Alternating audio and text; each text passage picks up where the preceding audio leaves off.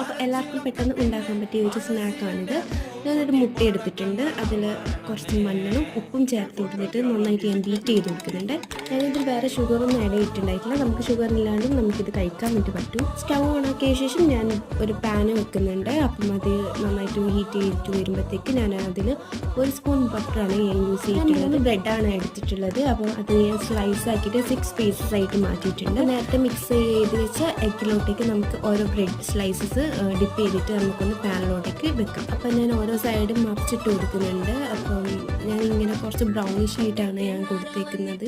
എനിക്കിങ്ങനെയാണ് ഇഷ്ടം, അതുകൊണ്ട് ഞാൻ ഇങ്ങനെ ആക്കിയിട്ടുണ്ട്. ഇതിൽ ഷുഗറൊന്നും ആഡ് ചെയ്യാത്തതുകൊണ്ട് ഞാൻ ജസ്റ്റ് ഒന്ന് ഹണി വെച്ചിട്ടൊന്ന് ചെയ്ത് കൊടുക്കുന്നുണ്ട്. നമുക്ക് ഷുഗർ വേണമെന്നില്ല, അപ്പോൾ ഹണി വെച്ചിട്ടായാലും കുഴപ്പമില്ല, ചെയ്യാൻ പറ്റും, നല്ല ടേസ്റ്റാണ്.